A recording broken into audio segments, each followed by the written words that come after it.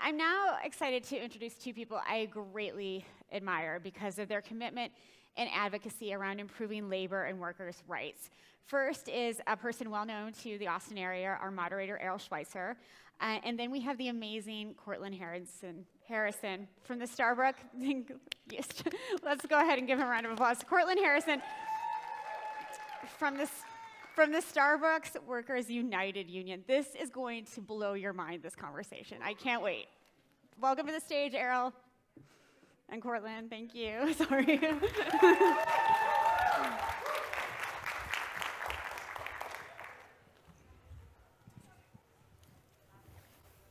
All right. Hello, Austin.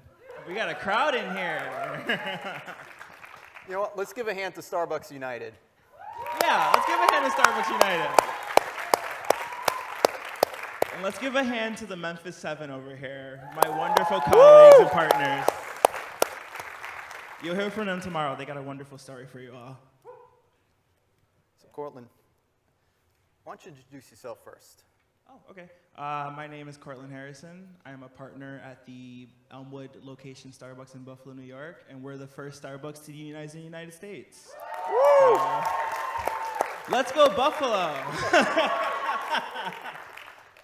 Yeah. Well, you brought the weather with you. Yeah, I did. It's about the same temperature as it is here in Buffalo, so thanks, guys. Thank you. Yeah. Let's give a little context to what you folks are doing up there in Buffalo. What were the working conditions that you were experiencing, particularly during COVID-19, that, say, inspired this campaign? Well, I would say the number one issue that inspired this campaign was definitely pay. I mean, I don't know if you guys have noticed, but inflation is out of control right now. And we were seeing partners who can't afford their rent. We were seeing partners who were struggling with food insecurity. Meanwhile, we're seeing the corporate elite at our job make billions of dollars in profit. I mean, it's ridiculous that they're making so much money and we're out here struggling. And if we're struggling in Buffalo, imagine how workers are doing in cities that have a higher cost of living. I mean, how are they surviving out here in Austin? How are they surviving out there in California? So we just felt the need, we felt like it was the time to fight back against corporate greed. Yeah. Speaking of corporate greed, Yeah. let's talk a bit about the tactics that Starbucks is employing in order to disrupt the campaign and break this union. Well, their favorite tactic is to hire a bunch of workers right before a store has a election vote in hopes to sway the vote. I was one of the 9 people that they hired right before the vote to try and sway the vote. However, they did no research into me because I'm like, like day one of my job there, on my first day, I signed a union card. So, I mean, I went into this like, yeah, let's unionize. So, what else did they try to do? They were doing these ridiculous union busting meetings where they would like sit us down and try to tell us how big and scary the unions were. They flew in all these CEO, they had the CEO, the president of North America in our stores, a woman I had never met in my life, like trying to tell me why I shouldn't unionize. Meanwhile, she's wearing like an $800 jacket. So it's like, come on, read the room. But yeah, no, they just tried the most ridiculous union busting tactics. They tried to separate us, they tried to scare us, but in the end, we prevailed and we won. What does the process of unionization look like? What is it like to organize a union, a collective bargaining unit with your coworkers? It looks like trying to counteract the one-on-one sessions that Starbucks would have with employees. Like, they would sit someone down and, like, not personally attack them, but, like, use their specific situation to try to sway their vote. Like an employee who really needed health care. They would sit them down and be like, hey, if you vote for the union, your health care might change. So it looked like a lot of, trying to convince people that, hey, if you work with us, we can get what we want. And that's really challenging when you're going up against a corporation that is worth billions of dollars and can hire attorneys and can run a anti-union campaign day and night. I mean, you know, it's hard. It was really difficult for us to counteract all the stuff that they were doing, because while we're doing this, we still had a day job, you know? I still had to like whip out a bunch of cafe mochas while I'm trying to organize my friends. So it was a lot of 5-minute conversations while we're on break. It was a lot of text messages like, hey, do you want to meet up for lunch so we can describe what a union was like? And it was a lot of having to stare down the corporate greed in the eye and fight back. That's pretty much what it was. It was scary a little bit because we didn't know what was going to happen. How did your coworkers respond to the campaign? What was it like collaborating with them, and you know, the process of organizing itself? Can you describe that? Yeah, I can describe it. It was, I got into the store like maybe 1 week before the ballots went out. Like they literally hired me and like 7 other people to come in and like vote no, thinking that we would. So it's hard for me to really comment on what went on beforehand, but I do know that after we were all hired, sorry, can you say the question again? What did it feel like to organize? Oh, okay, what did it feel like to organize? It felt like, I don't know, it was tough to be in the moment. Organizing is challenging to begin with, but it was really difficult trying to break through the lies that they were telling. I mean, that was like the hardest thing, because we would be telling the partners one thing, but then corporate, like Starbucks would be telling them another thing. So it was really hard to fight that, and like I said, keep my day job at the same time. So, you know, it's hard for folks who aren't doing this to understand that you're risking your job, you're risking your livelihood, maybe possibly your career. Yeah, I mean, I don't think I'm gonna get hired at any other fast food joint after this, so I really hope this works out. But we were talking backstage about other potential career opportunities for you based on what you've experienced and what has inspired you. Yeah, I mean, so you wouldn't believe it. I am actually supposed to start nursing school in May of this year. Yeah, no, love that for me. Probably won't be doing it. I just feel like this is just like for me, you know? I just love helping people change their immediate circumstances. I was telling a friend of mine the other day, like she was asking me like why I'm so involved in this, and I'm kind of just like, look around. The government is not coming to help us. We're not getting universal health care. We're not getting $15 minimum wage. We're not getting police reform. Like, we're not getting any of those things. You have to fight in your local communities to get the change that you want. We might not be able to get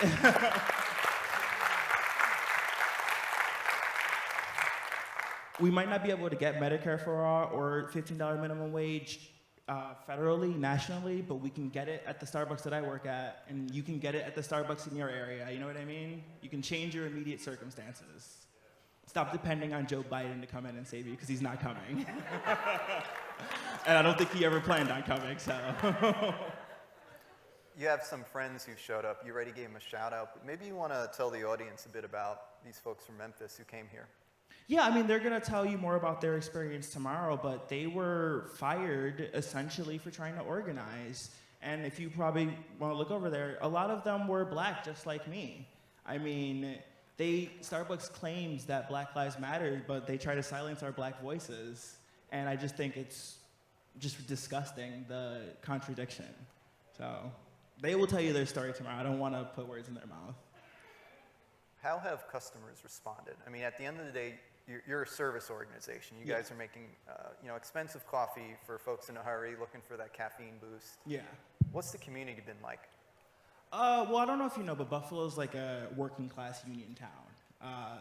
The girls there get it. So a lot of the customers were just wonderful in the sense that they would come in and tell us like, hey, like we really am proud of you guys. We want you to unionize. We would get orders that say union strong, union proud. We still get those orders. The week after our vote came in, I got my tips went up 3 times as much. So like I said, they supported us with their money, which is just as, I would say, the most important part. I mean, so yeah, the customers have been great. When we went on strike in January, we did have some people who crossed the picket line, and I love mess, so I would just go up to these customers and be like, hey, what you doing? Do you not, can you not read the room? We're not going to Starbucks right now. And a lot of them would just go into the back door, but they didn't have the courage to go through the front door, and that's all that mattered. Never cross a picket line. Yeah, no, never cross the picket line. I will find you and I will shame you. Speaking of which, there's a local Starbucks that looks like they're trying to organize as well. Yeah, it is, and you should all go support them. I think there's 2 in this area that have started the process. So including the 24th and Newsies. Right on. Yeah, I think, you guys should definitely go in there and support them. The best way that you can show your support would be to go into these union stores and let the employees know that you support them. If you have time, talk to the manager. Let the managers know you support them. Go in and ask the employees how you can support them directly, because they will know better than me. I don't know what they need down here in Austin compared to what we needed in Buffalo. I have to imagine that the environment is a little more hostile toward unions, maybe in Texas. I wouldn't know. You guys could probably tell me. So you can go into the stores and help them. Also, I would really recommend only shopping at Union Starbucks. Someone should create an app or something where we can see which stores are filing. I feel like there's some tech people here. Maybe someone can get on that. Let's talk a bit about the vision here Yeah. for the campaign. Long term, what is Starbucks United looking to achieve? So right now our goals, we would like to have a contract ready to be voted on by May 1st, which is my birthday, by the way. Born on May Day. I'm turning 26, so I'm losing that health insurance, so it's, really could use that contract. But we're looking to we want higher pay, we want cost of living raises, we want the ability for customers to be able to tip us via, when they do credit card transactions, which is wild that we have to even fight for that. We want sick days that we don't have to accrue by working ridiculous amounts of hours. We want vacation time because, even though I work at Starbucks, I still like to take a vacation once in a while. We're fighting for promotions that are equitable. I mean, even at my store alone, there's not a single black person in leadership. So we're fighting to make Starbucks a company that is diverse, equitable for everyone, and fair. And one that pays well, because again, that's the number one thing, is pay. For me, at least. I imagine for everyone else, though. We all love money. Well, if the minimum wage had kept pace with productivity, it would be $25 an hour. Yeah. If it had kept pace with Wall Street bonuses, it would be $44 an hour. So looking at a place like Austin, Austin obviously is has this reputation as a little blue bubble in a big red state, but it's not a union town. Austin is in a right-to-work state. There's very few union businesses here. I'll give a shout out to the workers at Book People. We have a bookstore here in town. So when you go into Book People, something I do when I buy books there, I just want to say I'm shopping here because it's pro-union. Because we have a union. Another thing you can do. Let the Starbucks know that you are here because it's a union Starbucks. The company won't change course until they realize that unionizing is profitable, that unionizing is hot, it's sexy. That's what they want. They want it to be something that's good. And right now they don't see the union process as something that's positive. Yeah, but then again, the reasons why we have a weekend here in this country, it's because of the trade unions. One of the few beers that I used to drink, PBR, Pabst Blue Ribbon, made in a union brewery. And it's just something that here in Texas we don't have. And I'm a New Yorker. I grew up around union members. the Kroger workers in Houston are negotiating a new contract, the UFCW. And unlike in Colorado, where Kroger got their asses handed to them with really bad publicity and they lost the campaign, the union in Houston is backed up against the corner. They're not getting the support because it's a right-to-work state. What else can folks in the audience do to support not only the Starbucks here, but there's been a wave of worker organizing in Austin. The Draft House United, folks at the Alamo Draft House have an IWW logo, the Industrial Workers of the World. Folks walked out of Via 313 Pizza several weeks ago, which is a local Detroit-style pizza chain, which as a New Yorker I find abhorrent. Oh, sorry, I got really upset there. Detroit pizza? Yeah, also Buffalo, New York has some of the best pizza. You guys are all sleeping on it.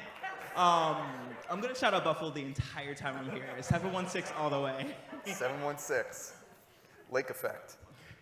What else can folks in the audience do besides shopping at the unionized Starbucks, besides supporting that campaign, to push the labor movement to ensure that this city, which has among the highest costs of living, the most income disparity of any growing city in America, what else can folks do here? What else can folks do? I think that folks have to get comfortable with being uncomfortable. I think that when people are protesting or striking, I think even if you have nothing to do with it, get up, get out there and join the protest. I mean, we are stronger in numbers, and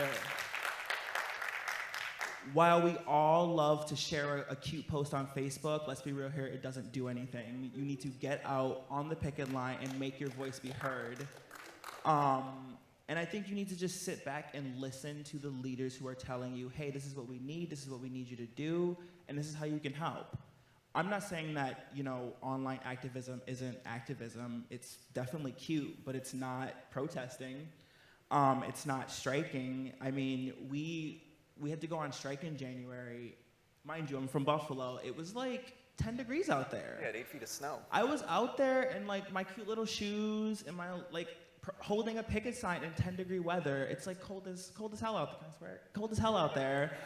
I don't want to do this, but I have to do it. And we had such great community support. We had random people just joining our picket line. It was nice, but you got to get comfortable with being uncomfortable. I mean, you can just go out there and join random strikes, I guess. Help people with organizing, get involved with organizing, put pressure on your ineffective, feckless leaders. Let them know that you're upset, let them know that you're mad, let them know that you won't stand for this. Don't shop at places that union bust. That's very important. They only do it because it's profitable. You have to hurt them where it matters, and that's their wallet. What advice do you have for folks that want to organize their workplace? What advice do I have? I would say I'm just gonna use what the biggest challenge was at my Starbucks. When they, like I said, I was part of the 8 people that were hired to sway the vote. They hired, and when the 8 of us got together, we were just looking around. We're like, oh shit, we're all black. And that's completely fine and dandy, but we work at a super white store. So it was how did you even find 9 black people to put in here? And mind you, we're just sitting around a table kikiing, trying to figure out how this happened. And we come to, after the vote came out, it was, I believe, 19 yes, 9 no votes. And I'm nosy. So, and mind you, the voting is all anonymous. So I go around the store trying to figure out who voted no, and I realized it's all the people of color. Maybe one other white person who voted no, but it was pretty much all the people of color. So Starbucks' tactic of hiring a bunch of black people almost succeeded. And I think that they saw that the movement at first was being spearheaded by 2 wonderful women at my store, Jazz and Michelle. Just want to shout out them. I think they noticed that the initial movement lacked a little bit of color, lacked a little bit of flavor, and they used that to their advantage. They knew that the black people of color wouldn't see themselves in the leadership, so they didn't feel that the union was for them. And that's why I believe they voted no. So my biggest advice would be to make sure that your organizing committee is diverse, is representative of the people who actually work in the area and at the store, and to make sure you're having difficult conversations with coworkers who don't look like you. I mean, like I said, people vote no when they side with a corporation, and people only side with a corporation when, you know, that doesn't happen.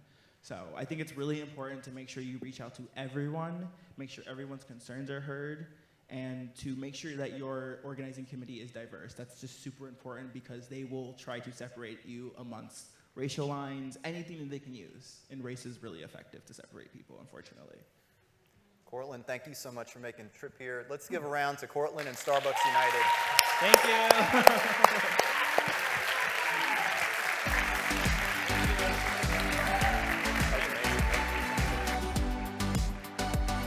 Was I right? Wasn't that the most amazing conversation? Cortland, come here. I want everyone to get up. It's time you get up anyway and give this man a round of applause and all the Starbucks Workers United who are doing incredible work. Thank you. Thank you.